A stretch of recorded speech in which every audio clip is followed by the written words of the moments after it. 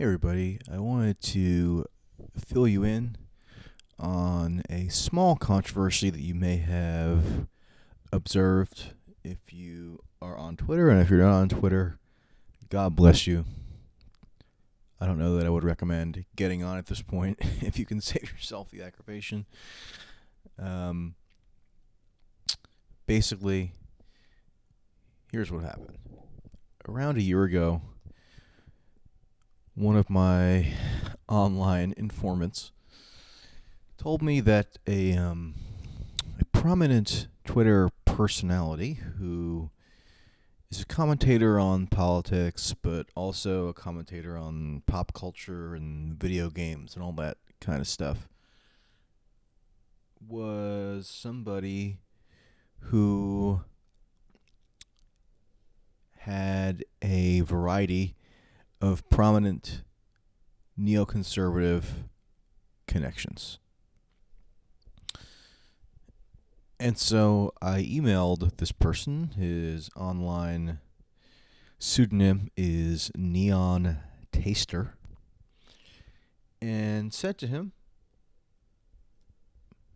more or less, hey, I have ascertained your identity, and while in general I do feel that there is value to anonymity online, I believe that there are some factors here which would override that in your case and make it in the public interest for your identity to be more widely revealed.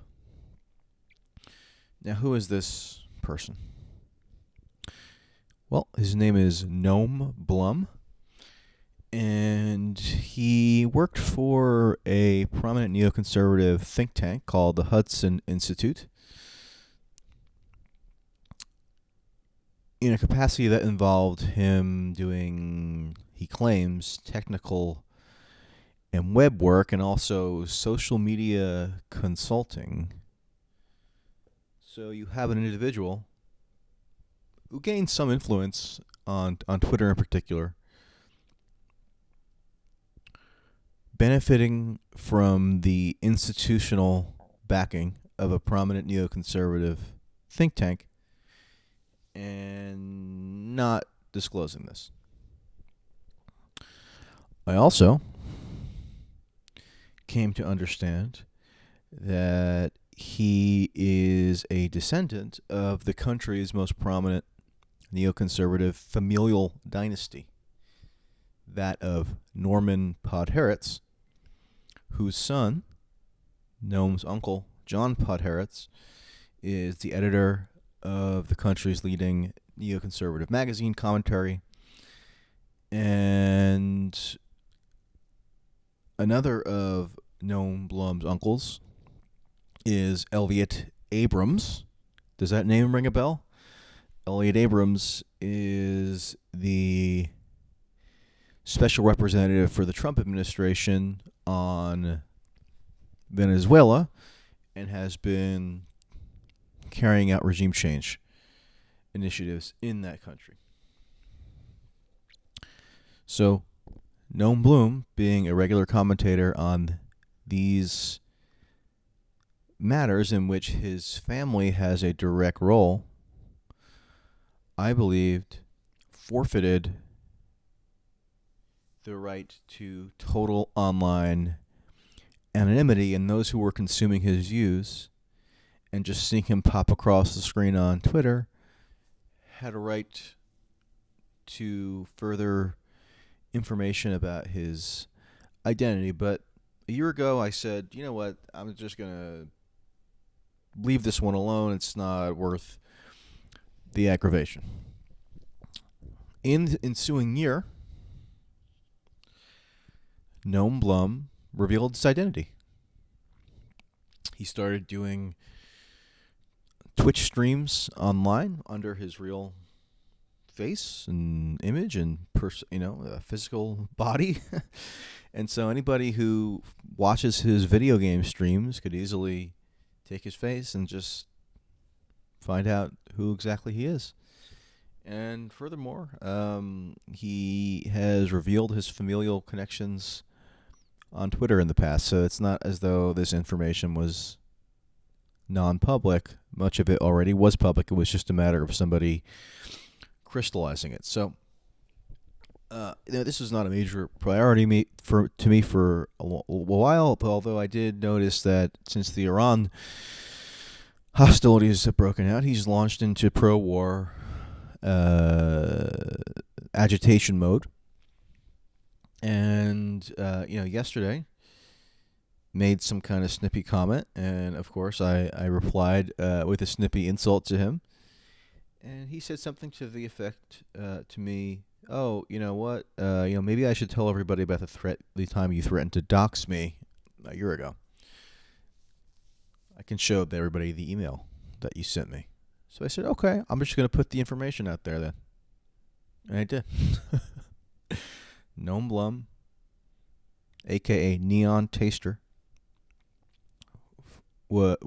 had the institutional backing of one of the country's top neoconservative think tanks, descendant of one of the main neoconservative familial dynasties in the country. And if you know how these neoconservative families work, not that everybody who is a member of a family is responsible for the views of everybody else in the family, but they do tend to be family affairs, in that they are nepotism networks.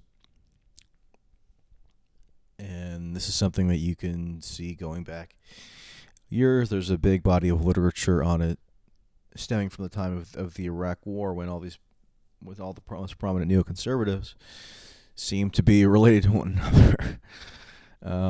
So if Noam Bloom is carrying on that tradition through Twitter and Twitch, and cultural snark in video games, I felt that it was warranted to put that out there.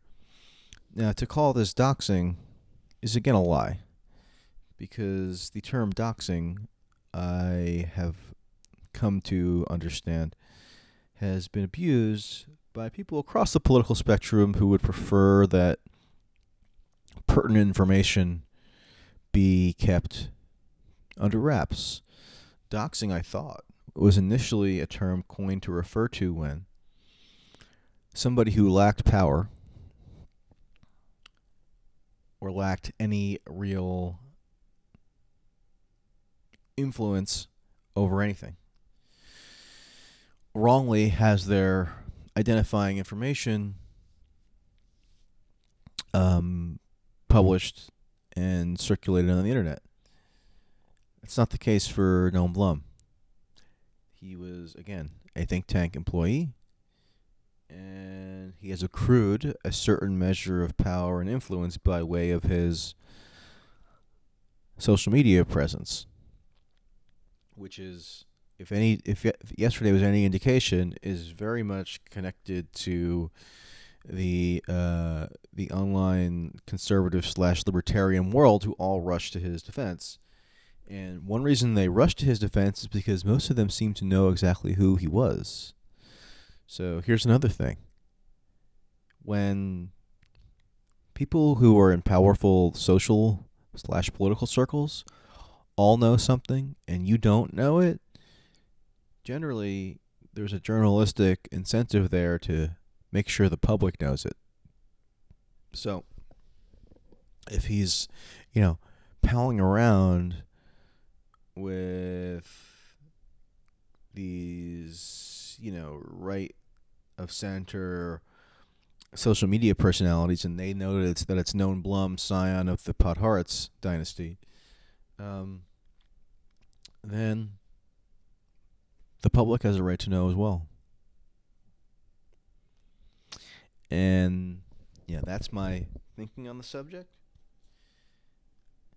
I do not apply the same rationale for any Tom, Joe, or whoever on the street who has opinions that I disagree with. In fact, I've come to the defense of when regular folks with no real influence on anything maliciously get their information published online. That's a totally different issue than what occurred with this individual.